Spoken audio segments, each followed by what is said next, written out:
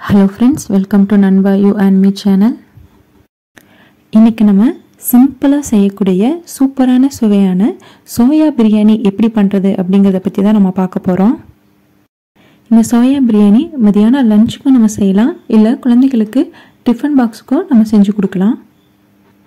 Non veg சாப்பிடுற குழந்தைகளா இருந்தாலும் சரி, வெஜ் சாப்பிடுற குழந்தைகளா இருந்தாலும் சரி, கண்டிப்பா குழந்தைகளுக்கு இது ரொம்ப பிடிக்கும். சோயா பிரியாணி எப்படி பண்ணுறது அப்படிங்கிறத பார்க்குறதுக்கு முன்னாடி நம்ம சேனலை சப்ஸ்கிரைப் பண்ணாதவங்க சப்ஸ்கிரைப் பண்ணிக்கோங்க.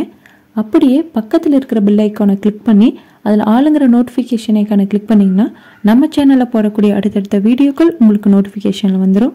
வாங்க ஃப்ரெண்ட்ஸ், வீடியோக்குள்ளே போகலாம். சோயா பிரியாணி பண்ணுறதுக்கு மெயினான பொருளே மூன்று தான்.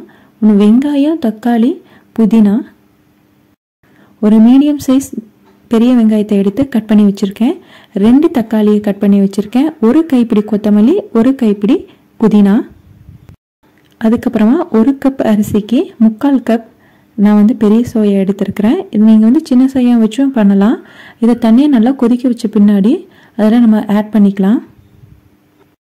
ஆட் பண்ணிவிட்டு ஒரு பிளேட் போட்டு மூடி வச்சுக்கலாம். மூடி வச்சிட்டோம் அப்படின்னா ஒரு 10 நிமிஷத்தில் சோயா நல்லா சாஃப்டாக உப்பி வரும்.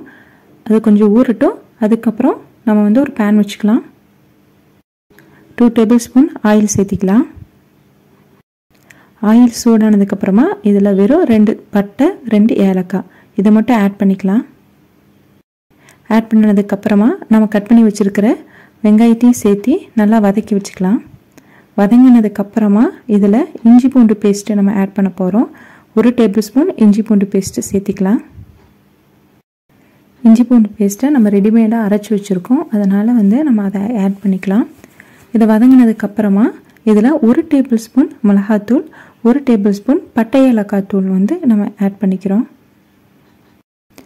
இது ரெண்டையும் சேர்த்திட்டு நல்லா எண்ணெய் பிரிஞ்சு வர அளவுக்கு நல்லா வதக்கிக்கலாம். இந்த மாதிரி நல்லா வதக்கி விட்டுருக்கேங்க. கலர் மாறணும். இது நல்லா வதக்கிக்கலாம். கலர் மாறணும். கலரை ரொம்ப கருகிரவும் கூடாது. கருகிடுச்சு அப்படின்னா நல்லா இருக்காது. அதுக்கப்புறம் கட் பண்ணி வச்சுருக்கிற நம்ம தக்காளியை ஆட் பண்ணிக்கலாம். எண்ணெய் பிரிஞ்சு வரணும். தக்காளியும் சேர்த்திட்டு நல்லா வதக்கி விடும்போது எண்ணெய் பிரிஞ்சு வரணும். கட் பண்ணி வச்சுருக்கிற புதினா, கொத்தமல்லி அதையும் ஆட் பண்ணிக்கலாம். ஆட் பண்ணினதுக்கப்புறமா இது எல்லாத்தையுமே நல்லா வதக்கி எடுத்துக்கலாம். நல்லா வதங்கி வரும்போது எண்ணெய் நல்லா பிரிஞ்சு வரணும்.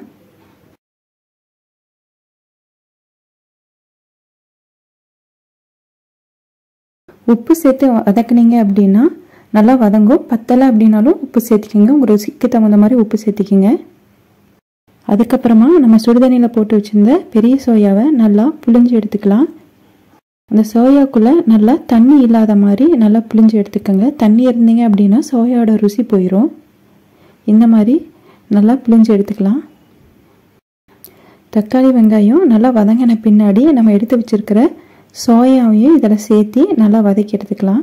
நம்ம பிழிஞ்சு எடுத்துக்கிற சோயா இதில் 1 சொட்டு தண்ணி கூட அந்த சோயாவில் இருக்கக்கூடாது.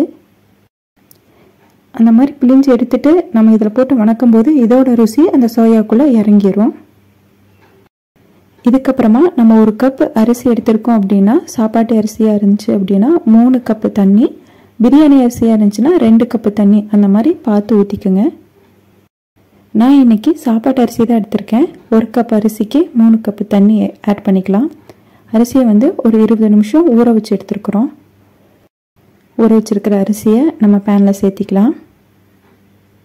சேர்த்துனதுக்கப்புறமா நல்லா கிளறி இந்த மாதிரி விசில் போட்டுருங்க. கரெக்டாக சாப்பாட்டு அரிசியாக இருந்தால் 3 விசில், சாப்பாட்டு அரிசியாக இருந்தால் 3 விசில், பிரியாணி அரிசியாக இருந்துச்சுன்னா 1 விசில் விட்டு ஒரு 5 நிமிஷம் சிம்மில் வச்சுருங்க. இப்போ சாப்பாடு நல்லா புளிங்கி வரும். இந்த மாதிரி சாப்பாடு நல்லா ரெடி ஆயிடுச்சு. இதை நல்லா கிளறி விட்டுக்கலாம். இது கூட குழந்தைங்களுக்கு கொடுக்குற மாதிரி இருந்தால் நெய்யை ஆட் பண்ணிக்கோங்க. நல்லா சுவையாகவும் இருக்கும். டக்குன்னு இந்த மாதிரி லஞ்சுக்கு ரெடி பண்ணி கொடுத்தீங்கன்னா குழந்தைகளும் விரும்பி சாப்பிடுவாங்க. இந்த வீடியோ உங்களுக்கு பிடிச்சிருந்தா கண்டிப்பாக ட்ரை பண்ணி பாருங்கள். ட்ரை பண்ணி பார்த்துட்டு கமெண்ட் பண்ணுங்கள். இந்த வீடியோ உங்களுக்கு பிடிச்சிருக்கும் நான் நம்புகிறேன். இந்த வீடியோ உங்களுக்கு பிடிச்சிருந்தா லைக் பண்ணி, ஷேர் பண்ணி, கமெண்ட் பண்ணுங்கள்.